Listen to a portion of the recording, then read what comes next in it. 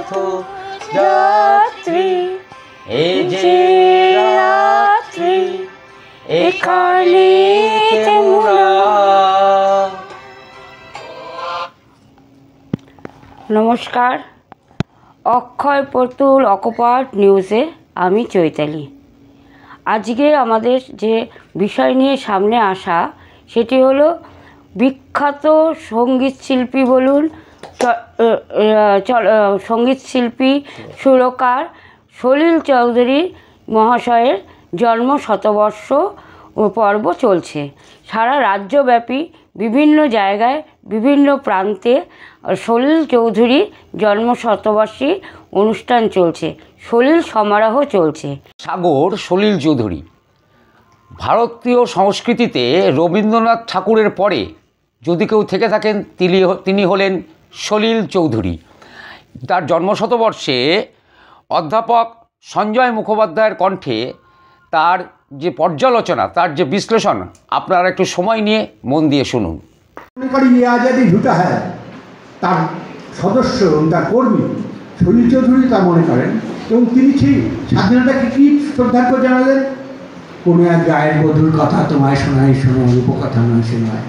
অর্থাৎ যে স্বাধীনতাকে আজ উদযাপন করা হচ্ছে সেই স্বাধীনতার পেছনে কী আছে? স্বাধীনতার পেছনে আছে 43 সালের মন্বন্তর। চোখের সামনে 50 লক্ষ লোককে ব্রিটিশরা ষড়যন্ত্র করে মেরে ফেলল। খাদ্যশস্য কম হয়নি, আপনারা জানেন 43-এর মন্বন্তরের গল্পটা।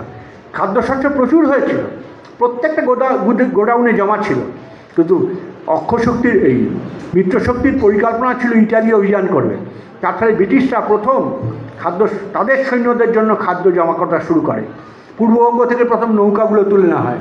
পূর্ববঙ্গের সম্পূর্ণ জল পরিবহন ব্যবস্থা বিপর্যস্ত। আপনার ঠিক পশ্চিমবঙ্গের লোকেরা বুঝতে পারবেন না, আমি বেশ কয়েকবার বাংলাদেশে গিয়ে দেখেছি এখনও মূল পরিবহন জলে এত নদী।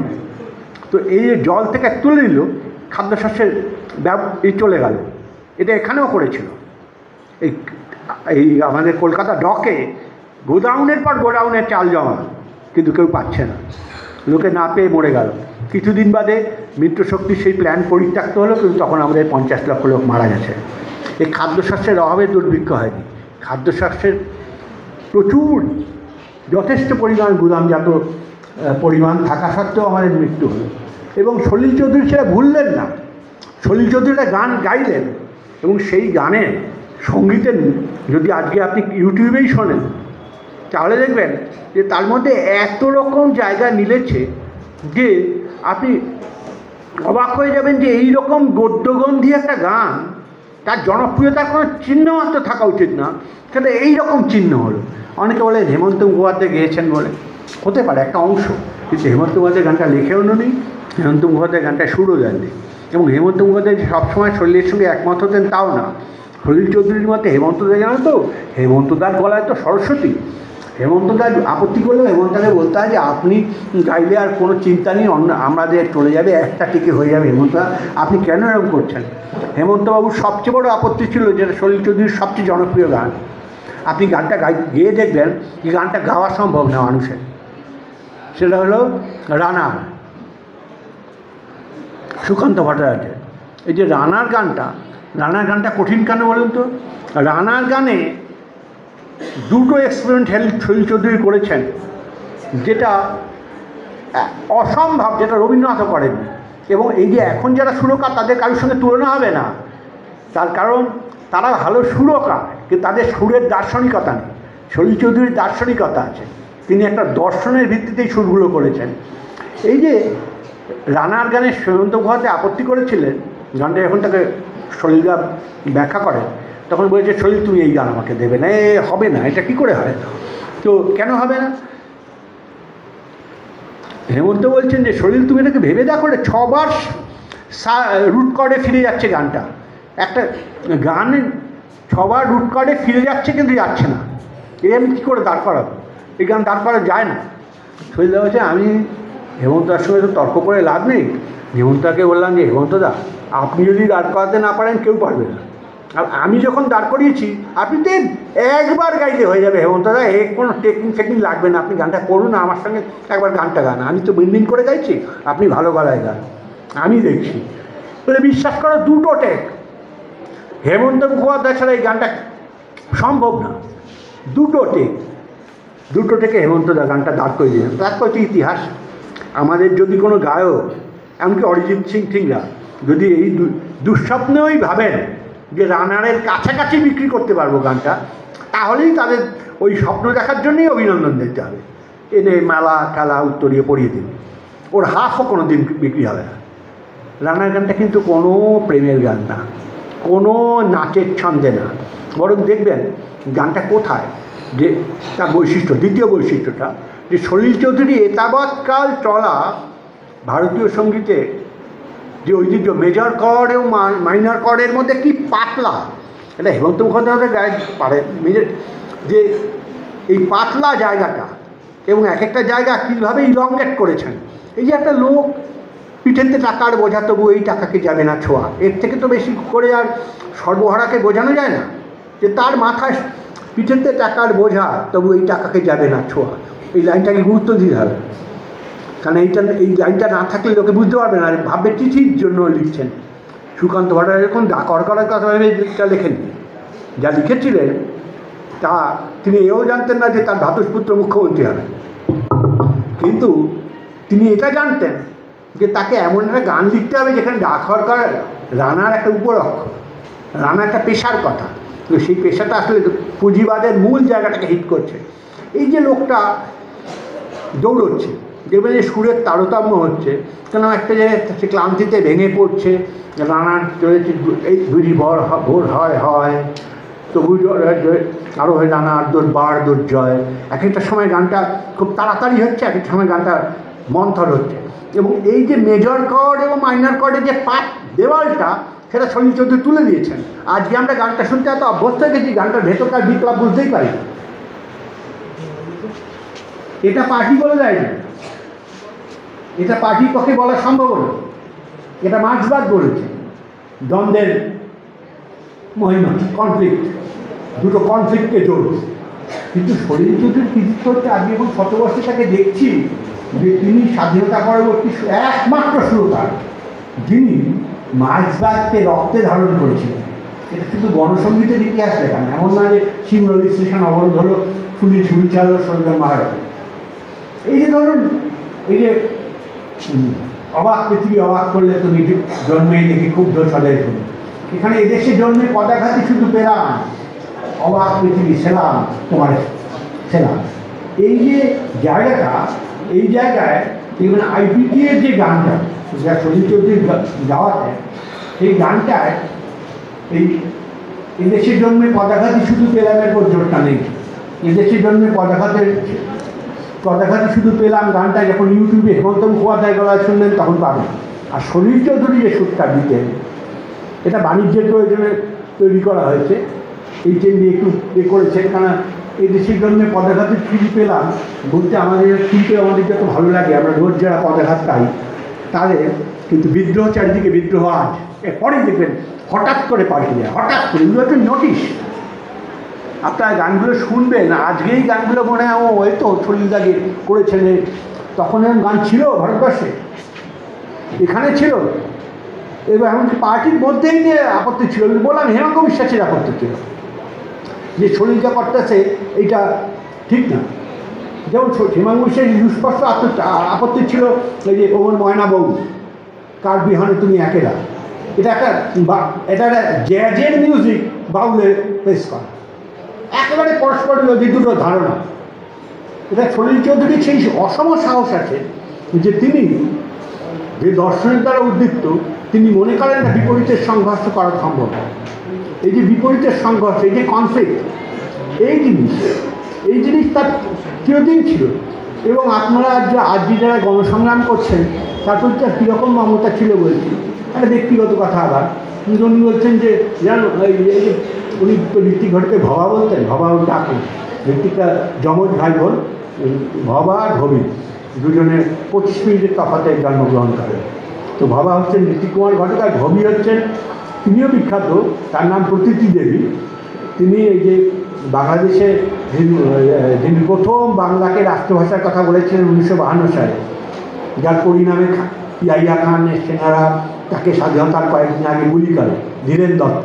এই ধীরেন দত্ত হচ্ছে প্রতিদেবীর শ্বশুর, ভাই ঋত্বিক ঘটক। তো যাই হোক, তো যা বলছিলাম যে এই যে ঋত্বিক প্রসঙ্গে কথা বলছেন, যে ও এরকম অদ্ভুত। ঋত্বিকের দুটো ছবিতে চরিত্র শুরু করেছেন, একটা বাড়ি থেকে পালিয়ে, আর আরেকটা হচ্ছে কোমলগান্ধা। কোমলগান্ধা অনেকের সঙ্গে, 3 জন সুরকার, তার মধ্যে 1 জন সলিল চৌধুরী, আর বাড়ি থেকে পালিয়ে সম্পূর্ণ সলিল চৌধুরী। তো সলিলদা বলছেন যে ঋত্বিকটা তো পাগল, ওই জন্য সকালবেলা এসে বাড়িতে তাহলে ঠক ঠক ঠক ঠক করে থামছেই না। কী হলো কি, গেছি এবং বেশ বিরক্তভাবে দরজা খুলে দেখি ঋত্বিক। ঋত্বিক বললে আর বলা যায় না যে বেল বাজাচ্ছিল না কেন। তো ঋত্বিক ঘরে ঢুকলো। তা ঘরে ঢুকেই ওর যেরকম ছটফটের স্বভাব যেরকম করছে, ঋত্বিকের মুদ্রা দোষ হচ্ছে, এইটা মানে ভাবছে কিছু। তো আমাকে বললো একটা প্রেমের গান লিখতো। তাই না, কী প্রেম, কার প্রেম বলবি তুই, একটা ভোরে হঠাৎ প্রেমের গান লিখতো। ওই যে তাড়াতাড়ি লেখ, চটপটে লেখ, এক্ষুনি লেখ। তাহলে আরে তুই কী সিচুয়েশন বলছিস, তো কিছু বলছিস না, প্রেমের গান লিখে প্রেম ওর মুখোমুখি কী করে হবে? কিন্তু হবে না, কারণ আমরা যেভাবে প্রেম করেছি ওই পুতু প্রেম করবি না তুই। আর আমরা যেভাবে প্রেম করেছি, আমরা যা প্রেমধারী সেরকম লেখ। তাই কেন বলে আমি কোমলগান্ধার যেটা করছি ওখানে লাগিয়ে দেবো, তুই লেখ। তুই চা খা। বললাম এখন চা খাওয়ার সময় নেই, আমার ফ্লাইট আছে, তাড়াতাড়ি ফিরতে হবে, তুই লিখে পাঠাবি এই সপ্তাহে। তো ঋত্বিক তো চলে গেল। আমি ভাবছি যে প্রেম নিয়ে কী লিখবো, ভাবলেই তো প্রেম আসে না। তো প্রেম নিয়ে লিখতে আমি ভাবতে ভাবতে আবার বলছি আমাদের প্রেম পুতু প্রেম না, পার্কের প্রেম না, তো কীভাবে প্রেম হবে। তো এই করতে করতে আমি একটা গানে ওই যা হয় প্রথম সুরটা পেলাম, তারপর কথাটা বসালাম, বসিয়ে আমি পাঠালাম কলকাতায়। তা আমি দেখি ও লাগায়নি। তো উনি বলছেন যে এরকম স্বাভাবিক, আমি সিনেমাটা দেখেছি পরে। ওই সিনেমায় গানটা দেওয়ার জায়গা ছিল না, কোমলগান্ধা। বলছে আমি দেখলাম ও জায়গা নেই, ওই গানটা অব্যবহৃত থাকবে, আমার তো তৈরি আছে, আমি হেমন্ত দাকে দিয়ে করে দিলাম 1961 সাল। ওটা হচ্ছে ঝড়ের কাছে রেখে গেলাম আমার ঠিকানা, কবু কাঁদলাম, কবু হাসলাম, কবু জীবন জোয়ারে ভাসলাম, আমি বন্যার কাছে জীবনীর মাঝে রেখে যাবো ঠিকানা। এই সেকেন্ড প্যারাগ্রাফটা দেখবেন, এটা এখানে যারা আছেন তারা মানে বুঝবেন, চট করে লোকে মানে বুঝবেন না। ওগো ঝরা পাতা যদি আবার কখনো ডাকো। এই যে সলিল চৌধুরী, ঋত্বিক ঘটক একইভাবে, ঋত্বিক ঘটক পার্টি থেকে সাংগঠনিকভাবে পার্টির বাইরে চলে যেতে হয় 1955 সালে, যে বছর পথের পাঁচালী মুক্তি পায়। সে বছর ভারতের কমিউনিস্ট পার্টি তাকে জানায় সাংগঠনিকভাবে তিনি আর সদস্য নন। এবং এগুলো আলোচনা করা উচিত, কারণ আজ যদি এক রকমের ছবিটা আঁকেন তাহলে ভালো না। আমার যে ভুল ত্রুটিগুলো হয়েছে সেগুলো অনিবার্য ভুল ত্রুটি। আজকে সে সলিল চৌধুরীও হতে পারে, কমিউনিস্ট পার্টিরও হতে পারে। কিন্তু আমার মনে হয় এক্ষেত্রে কমিউনিস্ট পার্টি একটু নির্দয়তার পরিচয় দিয়েছিল। যে এই যে গানটা আছে না সন্ধ্যা মুখার্জির গলায় গাওয়া, তখন আইপিকে গাইতো যে আইবৃষ্টি ঝেপে ধান দেব মেপে, এই যে আগুনে ওই আছে না হায় বিধি বড়ই জ্বালা, কি দিব তোমারে নাই যে ধান খামারে কপাল গুনে কাঠফাটা রোদের আগুনে। এই গানটা শুনলেও বুঝবেন এই গানটা আসলে গণসঙ্গীত, কিন্তু এটা সন্ধ্যা মুখার্জি গাওয়ায় এটা হয় একেবারে যে চাষির ঘরে কাঠফাটা রোদের আগুনে ফসল শুকিয়ে গেছে তার গান। কিন্তু কমিউনিস্ট পার্টি জেলা কমিটি অসন্তুষ্ট হলো, তারা পরিষ্কার লিখিত এই চিঠিগুলো গোপন করে করলো লাভ নেই। এই চিঠি লিখিত হয়ে সলিল চৌধুরীকে লেখা হলো যে কমরেড সলিল চৌধুরী, আপনার এই গানটিতে আপনি বিধি ব্যবহার করে ভারতীয় নিয়তিবাদের কাছে আত্মসমর্পণ করেছেন, কোনো সংগ্রামী কমরেডের কাছে আমরা এটা আশা করি না। এবং আপনি যদি অবিলম্বে আপনার এই বিচ্যুতির কারণ না দর্শান তাহলে পার্টি তার উপযুক্ত ব্যবস্থা নিতে বাধ্য হবে। তারপরে ইতিহাসটা তো সবাই জানেন, মানে পার্টি তখন অনেক কঠোর ছিল। ঋত্বিকের পার্টি মেম্বারশিপও যে কারণে যায়, সলিল চৌধুরীর পার্টি মেম্বারশিপও সে কারণে যায়। কিন্তু পার্টি মেম্বারশিপ যাওয়া বড় না, এরা হয়তো তখন থেকে আর প্রত্যক্ষ কর্মী থাকেন না। কিন্তু এদের দুজনেরই জীবনে এই জায়গাগুলো। এবং আসলে সলিল চৌধুরী কী করেছিলেন, সলিল চৌধুরী পার্টি যারা চেয়েছিল এটা জাতীয় সংস্কৃতির উদ্বোধন। পিসি যোশী যা বলেছিলেন যেটা অ্যান্টিফ্যাসিস্ট ন্যাশনাল কালচার, যার আজকে আমরা প্রয়োজনীয়তা বুঝতে পারছি।